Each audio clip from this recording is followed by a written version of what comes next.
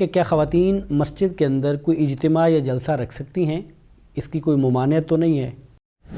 مسجد کے اندر کوئی بھی جلسہ ہو، کوئی بھی تربیتی یا اصلاحی پروگرام ہو، کوئی بھی دینی پروگرام ہو رہا ہو تو ان عورتوں کو مسجدوں میں جانا چاہیے تاکہ وہ بھی دین سیکھ سکیں۔ وہ شخص جو جنبی ہو جائے، جس کو احتلام ہو جائے، تو کیا وہ احتلام کی صورت میں جنابت کی صورت میں ہی وہ مسجد میں داخل ہو سکتا ہے؟ یا حیض کی حالت میں یا نفاس کی حالت میں مسجد سے گزرنا یا مسجد سے کوئی چیز پکڑنا یہ کسی حد تک گنجائش ہے اور جائز ہے، لیکن جا کر مسجد میں بیٹھ جانا، وہاں پہ جا کر قیام کر لینا، وہاں پہ ٹھہر جانا یہ جائز نہیں ہے۔ کیا میں ایسی زمین کو خرید سکتا ہوں جہاں مندر موجود ہے اور ارادہ یہ ہے کہ میں اس کو خرید کے مسجد بنا دوں؟ وہ وہاں پہ اپنا گھر بنا لے، وہ وہاں پر مسجد بنا لے، وہ وہاں پر اپنی دکان یا وہ اپنا کاروبار شروع کر لے۔ کیا جو مسجد کے ساتھ کی سڑک ہے وہ بھی مسجد کے تابع ہوتی ہے اور اس کو مسجد ہی سمجھا جائے گا جب وہاں صفیں بچھا دی جائیں گی؟ تو آپ کے رستہ بند کرنے کی وجہ سے جو لوگوں کو تکلیف پہنچ رہی ہے، شریعت اس کی اجازت نہیں دیتی۔ السلام علیکم ورحمۃ اللہ وبرکاتہ۔ ناظرین کیسے ہیں آپ؟ خیریت سے ہیں؟ ہم آج پھر حاضر ہیں آپ پسندیدہ پروگرام شرعی سوالات اور ان کی رہنمائی لے کے، جس کا نام ہے آپ کے سوال۔ ناظرین آپ کے سوالات ہوتے ہیں اور کچھ سوالات ہم خود ان کا انتخاب کرتے ہیں۔ دونوں صورتوں میں یہ سوالات ہم اپنے شیخ کے سامنے رکھتے ہیں اور ان سے ان سوالات کے بارے میں شرعی رہنمائی حاصل کرتے ہیں۔ آج بھی سوالات ہمارے پاس ہیں اور یہ سوالات ہیں مسجد کے ساتھ ان کا تعلق ہے، اور یہ ہمارے پچھلے کئی پروگرامز میں یہ سوالات جاری ہیں جن کا تعلق مسجد کے ساتھ ہے۔ آج بھی انشاءاللہ تعالی جو بقیہ سوالات ہیں ان پہ ہم بات کرتے ہیں۔ شیخ السلام علیکم ورحمۃ اللہ وبرکاتہ۔ وعلیکم السلام ورحمۃ اللہ وبرکاتہ۔ آپ خیریت سے ہیں؟ جی الحمدللہ، سب اللہ کا شکر ہے۔ شیخ پہلا سوال جو ہمیں موصول ہوا وہ یہ ہے کہ کیا خواتین مسجد کے اندر کوئی اجتماع یا جلسہ رکھ سکتی ہیں؟ اس کی کوئی ممانعت تو نہیں ہے؟ بسم اللہ الرحمن الرحیم۔ اللہ رب العزت فرماتے ہیں کہ وَأَنَّ الْمَسَاجِدَ لِلَّهِ، کہ مسجدیں اللہ رب العزت کے لیے ہیں۔ فَلَا تَدْعُوا مَعَ اللَّهِ أَحَدًا، تم اللہ کے ساتھ کسی دوسرے کو مت پکارو۔ اور ایک جگہ اللہ رب العزت نے فرمایا فی بیوت اذن اللہ ان ترفع ویذکر فیہا اسمہ، کہ اللہ کے جو نیک بندے ہیں وہ اللہ کے گھروں میں اللہ کا ذکر جو ہے وہ بلند کرتے ہیں۔ تو اللہ رب العزت کی مساجد اس لیے بنائی گئی ہیں تاکہ ان میں نماز ادا کی جائے، اللہ کا ذکر کیا جائے، قرآن مجید کی تلاوت کی جائے، اللہ رب العزت کے احکامات، شرعی احکام جو ہیں ان کی تعلیم و تعلم ہو۔ آپ صلی اللہ علیہ وآلہ وسلم ایک موقع پر مسجد میں آئے تو آپ نے دیکھا کہ صحابہ کرام کے 2 حلقے موجود ہیں، ان میں سے ایک حلقہ جو ہے وہ اللہ کا ذکر کر رہا تھا، جبکہ دوسرا حلقہ جو ہے وہ تعلیم و تعلم میں مصروف تھا۔ تو آپ صلی اللہ علیہ وسلم تعلیم و تعلم والے حلقے میں بیٹھ گئے اور فرمایا کہ انما بعثت معلما، کہ اللہ رب العزت نے مجھے معلم بنا کر بھیجا ہے۔ تو گویا کہ مساجد ہیں ہی انہی مقاصد کے لیے۔ اب یہ تعلیم و تعلم مردوں اور عورتوں سب کے لیے برابر ہے۔ آپ صلی اللہ علیہ وسلم کے دور میں خواتین باقاعدہ مسجد میں جا کر ہی نماز ادا کیا کرتی تھیں، جمعہ بھی مسجد میں جا کر ہی ادا کیا کرتی تھیں۔ اس دور میں آگے جو ہے پہلی صفیں جو ہیں وہ مردوں کی ہوتی تھیں، درمیان میں جو ہے وہ بچوں کی صفیں ہوتی تھیں اور آخر میں خواتین کی صفیں ہوتی تھیں۔ آج اگرچہ اس انداز میں صفیں بنانا تو مشکل ہے، فتنے کا باعث ہے، لیکن اگر مساجد کے اندر با پردہ انتظام موجود ہو، عورتوں کے لیے الگ سے کمرے موجود ہوں، الگ سے ہال موجود ہو، فتنے کا کوئی خطرہ نہ ہو، تو عورتوں کو نہ صرف جمعے کے اندر مسجدوں میں جانا چاہیے بلکہ مسجد کے اندر کوئی بھی جلسہ ہو، کوئی بھی تربیتی یا اصلاحی پروگرام ہو، کوئی بھی دینی پروگرام ہو رہا ہو تو ان عورتوں کو مسجدوں میں جانا چاہیے تاکہ وہ بھی دین سیکھ سکیں۔ عموماً ہمارے ہاں ہوتا یہ ہے کہ مرد حضرات تو کچھ نہ کچھ مساجد میں آتے جاتے رہتے ہیں، خطبہ جمعہ کے اندر، اسی طرح دینی جو دروس چل رہے ہوتے ہیں جلسوں کے اندر شامل ہوتے ہیں، تو بہت ساری دین کی چیزیں ان کو علم ہو جاتی ہیں۔ لیکن خواتین مساجد میں نہ جانے کی وجہ سے بہت بڑے بڑے اور بنیادی مسائل بھی ان کے علم میں نہیں آتے کہ نماز ہم نے کیسے ادا کرنی ہے، طہارت کے مسائل کیا ہیں، نماز کے فرائض کیا ہیں، سنتیں کیا ہیں، اگر آدمی نماز میں بھول جائے تو وہاں پر پھر اس کا ازالہ کیسے کرنا ہے، یا اگر دوران نماز جو ہے ہوا خارج ہو جائے تو وضو ٹوٹ جاتا ہے اور اس کو ہم نے پھر نماز کے بارے میں کیا ہم نے کرنا ہے۔ تو یہ موٹے موٹے مسائل بھی خواتین کے علم میں نہیں ہوتے۔ تو عورتوں کو چاہیے کہ وہ مساجد میں کوئی بھی جلسہ ہو، کوئی بھی دینی پروگرام ہو، لازمی طور پر اس کے اندر جائیں۔ اور پھر آپ صلی اللہ علیہ وآلہ وسلم کی رہنمائی بھی ہمارے سامنے موجود ہے کہ اللہ کے نبی صلی اللہ علیہ وسلم نے فرمایا، متفق علیہ روایت ہے، حضرت عبداللہ بن عمر رضی اللہ تعالیٰ عنہ اس کے راوی ہیں کہ اذا استأذنت امرأۃ احدکم الی المسجد فلا یمنعها، کہ جب تم میں سے کسی شخص کی عورت تم سے یہ اجازت طلب کرے کہ وہ مسجد میں جانا چاہتی ہے تو فلا یمنعها، وہ اس کو مت روکے۔ اور ایک دوسری روایت کے اندر آپ صلی اللہ علیہ وآلہ وسلم نے فرمایا کہ لا تمنعوا نساءکم المساجد، کہ تم اپنی عورتوں کو مسجدوں میں جانے سے مت منع کرو۔ اگرچہ ساتھ ہی یہ فرما دیا کہ وَبُيُوتُهُنَّ خَيْرٌ لَهُنَّ، ان کے گھر ان کے لیے بہتر ہیں، لیکن مسجدوں میں جانے سے منع نہیں کیا، بلکہ مسجدوں میں جانے سے جو روکتا ہے اس کو منع کیا ہے کہ آپ اس کو مت روکیں۔ اور ایک اور روایت بھی ہے لا تمنعوا اماء اللہ مساجد اللہ، کہ تم اللہ کی بندیوں کو مسجدوں میں جانے سے مت روکو۔ تو جب آپ صلی اللہ علیہ وآلہ وسلم کے زمانے کا عمل اور آپ صلی اللہ علیہ وآلہ وسلم کی روایات باقاعدہ قولی احادیث ہمارے سامنے آ گئی ہیں کہ مسجدوں میں عورتوں کو جانے سے نہیں روکنا چاہیے، تو ہمیں چاہیے کہ ہم جو بھی اس طرح کے پروگرام ہوں ان میں خواتین کو مساجد میں بھیجیں، تاکہ وہ دین کی جو بنیادی معلومات ہیں، دین کے جو بنیادی احکامات ہیں ان کو سیکھیں۔ طہارت کے مسائل ہیں، اسی طرح نماز کے مسائل ہیں، روزے کے مسائل ہیں۔ بہت ساری خواتین کو یہ علم نہیں ہوتا ہے کہ ہم نے مخصوص ایام کے اندر نماز پڑھنی ہے یا نہیں پڑھنی ہے۔ بہت ساری عورتیں ایسی بھی ہیں جو وہ مخصوص ایام کے اندر بھی نمازیں پڑھتی چلی جا رہی ہوتی ہیں یا روزے رکھ رہی ہوتی ہیں۔ تو یہ جو بنیادی مسائل ہیں یہ اس وقت تک خواتین کو نہیں آ سکتے یا اس وقت تک ان کو سمجھ نہیں آ سکتی جب تک وہ مساجد میں باقاعدہ جا کر دروس کے اندر شامل نہ ہوں، یا کسی نہ کسی ادارے سے کورس نہ کر لیں یا کوئی تعلیم حاصل نہ کر لیں۔ تو عام طور پہ خواتین گھروں کے اندر اتنی بیزی ہو جاتی ہیں کہ ان کے لیے کورس کرنا اور تعلیم حاصل کرنا تو مشکل کام ہے۔ اس لیے شارٹ کٹ طریقہ یہی ہے کہ جب بھی مساجد کے اندر ماہانہ پروگرام، بلکہ ہر مسجد میں خواتین کے ماہانہ پروگرام ہونے چاہیے۔ اگر ویکلی پروگرام نہیں ہو سکتا ہے، ہفتہ وار ممکن نہیں ہے، تو ماہانہ پروگرام رکھ دیا جائے اور اس میں خاص طور پہ جو خواتین کے مسائل ہیں وہ بیان کیے جائیں، اور اس میں بھی بہتر ہے کہ خواتین ہی بیان کریں۔ تو بہرحال عورتوں کو مسجدوں میں جانے سے نہیں روکنا چاہیے۔ آپ صلی اللہ علیہ وآلہ وسلم کے دور میں عورتیں مسجد میں جاتی تھیں، اور آج کے دور میں اگر کوئی یہ کہے کہ فتنے کا ڈر ہے، تو اگر تو کہیں پر واقعی فتنہ پیدا ہونے کا خدشہ ہو تو پھر گھر بہتر ہے، لیکن اگر وہاں پر محفوظ مقام، باپردہ مقام موجود ہو، خواتین کے لیے الگ سے حال موجود ہو، اور پھر درس دینے والی بھی خواتین ہی ہوں، تو پھر عورتوں کو مسجدوں میں جانے سے روکنا جو ہے یہ زیادتی ہے اور شریعت کی اور آپ صلی اللہ علیہ وسلم کی سنت کی خلاف ورزی ہے۔ ہاں البتہ یہ ہو سکتا ہے کہ بعض لوگ جو عورتوں کو مسجدوں میں جانے سے روکتے ہیں ان کی بڑی دلیل یہ ہوتی ہے کہ عورت جو ہے وہ مخصوص ایام میں ہوتی ہے یا نفاس کی حالت میں ہوتی ہے، تو اس حالت میں مسجدوں میں ان کا جانا درست نہیں ہے۔ تو یہ بات ان کی کسی حد تک ٹھیک ہے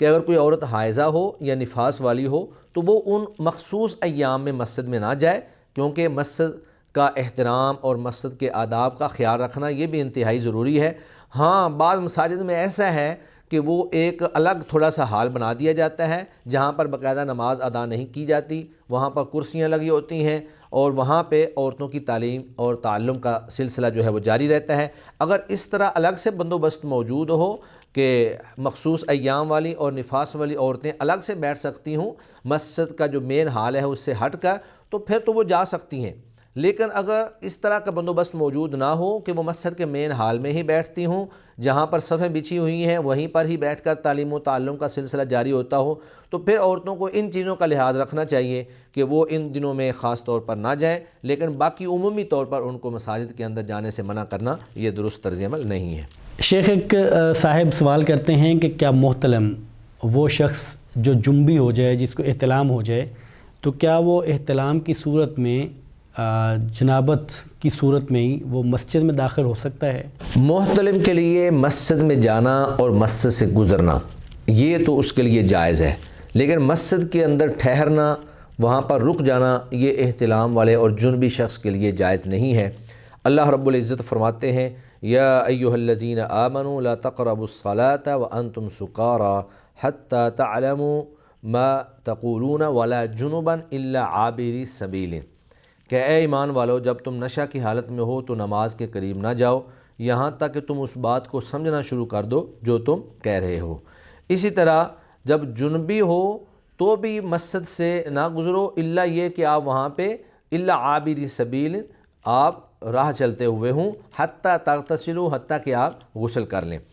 تو یہاں پر جو الفاظ ہیں الصلاۃ کے، تو سلف صالحین اور بہت سارے جو تابعین ہیں ان میں صحابہ کرام میں سے سیدنا عبداللہ بن مسعود، اور تابعین میں سے سعید بن مسیب، الضحاک، اس طرح حسن بصری، اکرمہ، نخعی اور امام زہری رحمہم اللہ، ان سب کے نزدیک یہاں الصلاۃ سے مراد مواضع الصلاۃ ہے، یعنی تم نماز کے مقامات جو ہیں یعنی مساجد جو ہیں ان کے قریب نہ جاؤ۔ تو چونکہ یہاں پر اللہ رب العزت نے یہ حکم دیا ہے کہ جب تم نشے کی حالت میں ہو تو مساجد میں نہ جاؤ حتیٰ کہ تمہارا نشہ ختم ہو جائے اور تمہیں اپنی بات کا علم ہونا شروع ہو جائے کہ تم کیا کہہ رہے ہو۔ اسی طرح جب تم جنابت کی حالت میں ہو تو بھی تم مساجد کے قریب نہ جاؤ، ہاں اگر تم نے وہاں سے گزرنا ہو تو پھر تمہارے لیے کسی حد تک گنجائش ہے اور جائز ہے۔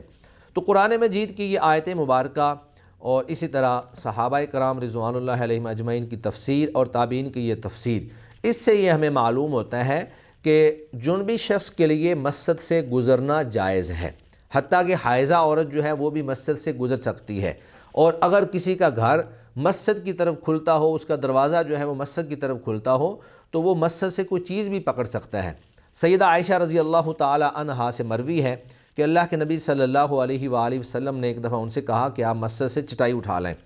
تو انہوں نے کہا کہ انا حائضۃ، میں تو حیض سے ہوں۔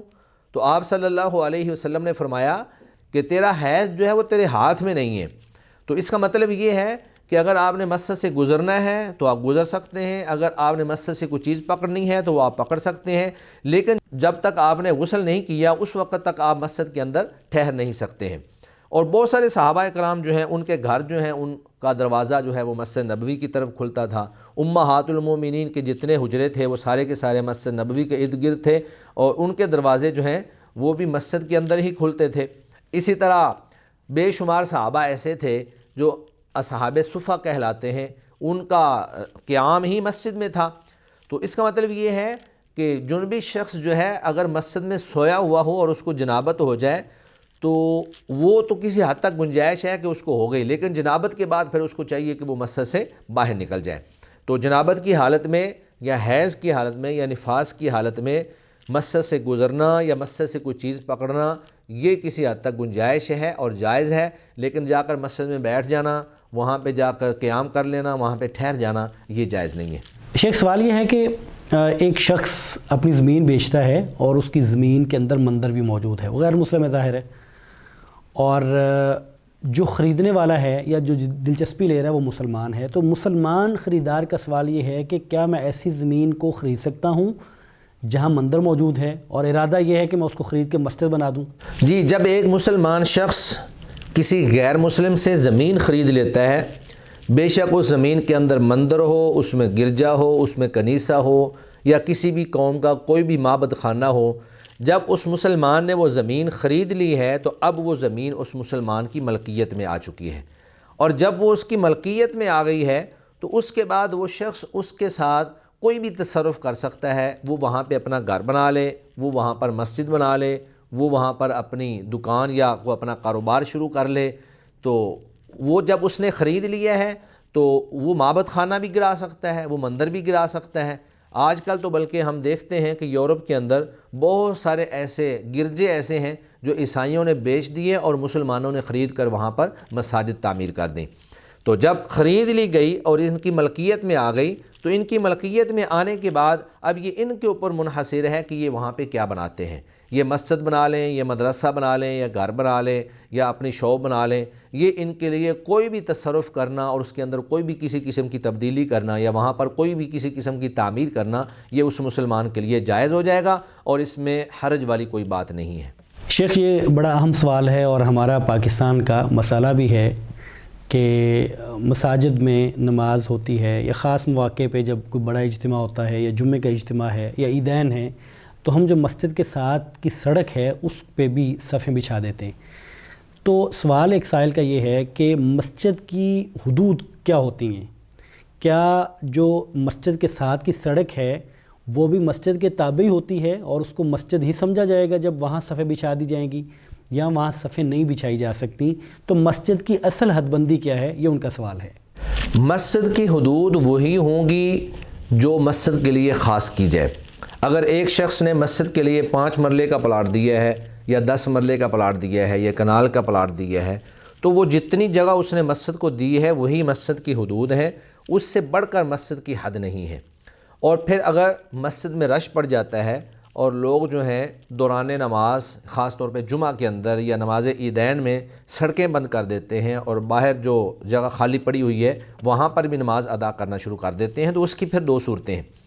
ایک صورت تو یہ ہے کہ وہاں پہ جگہ خالی ہو اور اس سے لوگوں کو کوئی اذیت اور تکلیف نہ پہنچ رہی ہو۔ بظاہر جگہ خالی پڑی ہے، اگر آپ نے اس کو استعمال کر لیا ہے تو اس میں کوئی حرج والی بات نہیں ہے،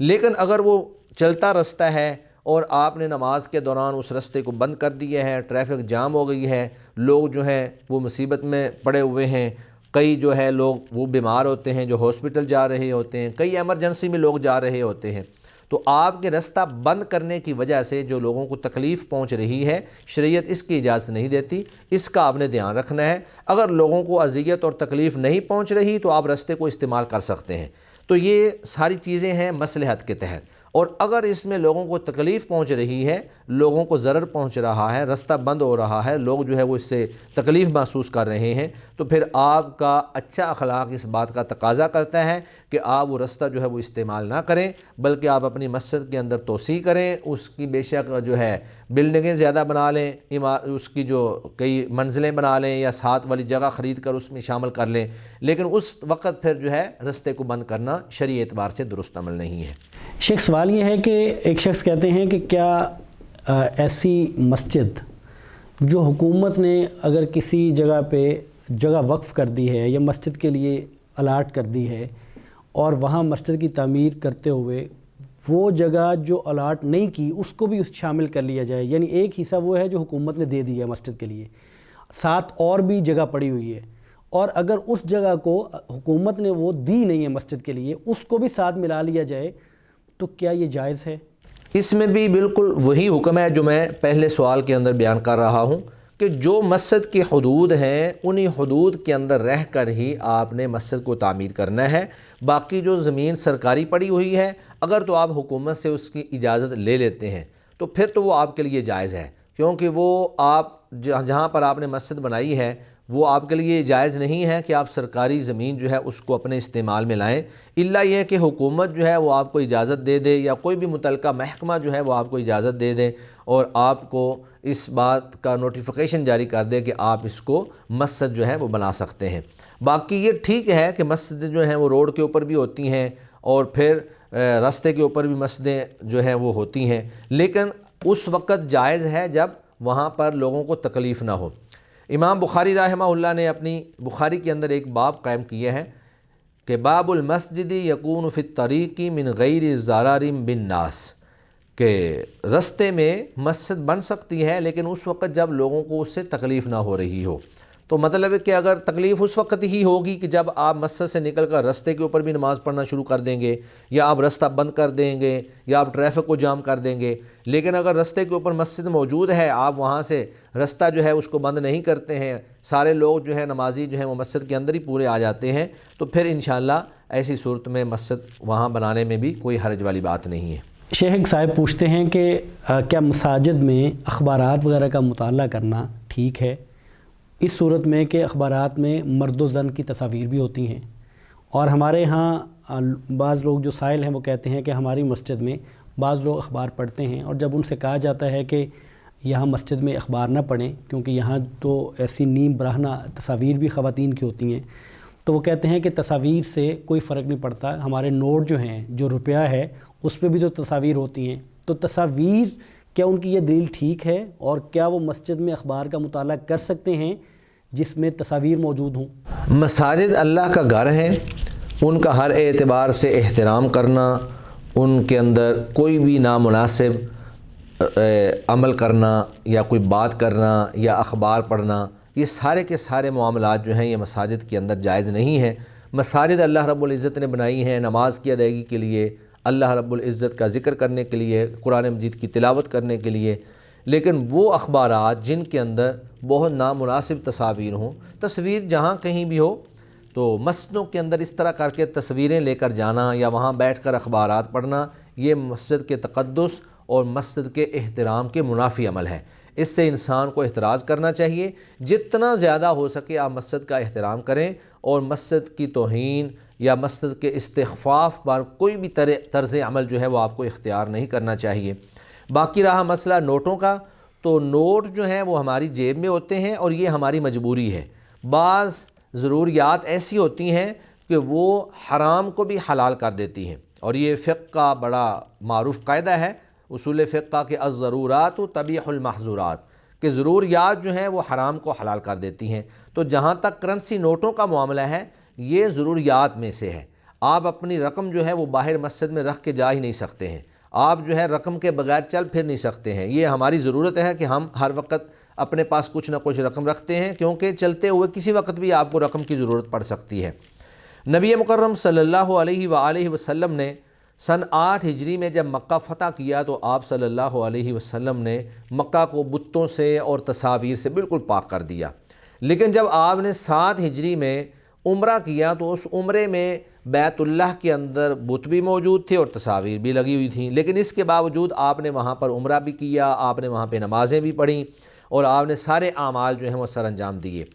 تو اس سے ہمیں یہ پتہ چلتا ہے کہ جب مجبوری ہو تو مجبوری کی حالت میں مسجد میں اگر کوئی تصویر بھی موجود ہو یا لے جانی پڑ جائے، جیسے نوٹوں کی مجبوری ہے، تو وہ کسی حد تک اس کی گنجائش ہے۔ لیکن اگر مجبوری کے بغیر آپ لے کے جا رہے ہیں، اخبارات وغیرہ ہیں، تو یہ اخبار کو مسجد میں لے جانا کوئی مجبوری نہیں ہے، لیکن نوٹوں کو، کرنسی کو اپنے ساتھ رکھنا یہ مجبوری ہے۔ تو مجبوری میں صرف گنجائش ہے، لیکن جب مجبوری نہیں ہے یا ایسی چیزیں جن میں مجبوری نہیں ہے تو وہ آپ مسجد میں نہیں لے جا سکتے، کیونکہ وہ مسجد کے تقدس اور مسجد کے احترام کے منافی ہے۔ جب آپ صلی اللہ علیہ وآلہ وسلم کو موقع ملا، جب مجبوری ختم ہوئی تو آپ صلی اللہ علیہ وسلم نے بیت اللہ کے اندر موجود ساری مورتیاں بھی باہر اٹھا کر پھینکوا دیں، اور وہاں جتنی تصاویر بنی ہوئی تھیں وہ بھی آپ صلی اللہ علیہ وسلم نے ساری ختم کروا دیں۔ شیخ جزاکم اللہ خیر، اللہ تعالیٰ آپ کے علم میں، آپ کے عمل میں برکت دے۔ ناظرین، یہ تھا آج کا پروگرام جس میں ہم نے مختلف سوالات جو آپ کی طرف سے بھیجے گئے اور کچھ وہ تھے جن کا ہم نے انتخاب کیا، اس پہ ہم نے شرعی رہنمائی لی اپنے شیخ سے، اور آئندہ بھی انشاءاللہ تعالی یہ پروگرام کا سلسلہ جاری ہے اور انشاءاللہ جاری رہے گا۔ آپ کے اگر سوالات ہیں، آپ کو کوئی اس طرح کی پرابلم ہے، کسی چیز کے بارے میں کنفیوز ہیں، تو آپ ہمیں لکھ بھیجئے، انشاءاللہ تعالی ہم اس کو اپنے پروگرام میں شامل کریں گے۔ اگلے پروگرام تک کے لیے ہمیں اجازت دیجیے۔ السلام علیکم ورحمۃ اللہ وبرکاتہ۔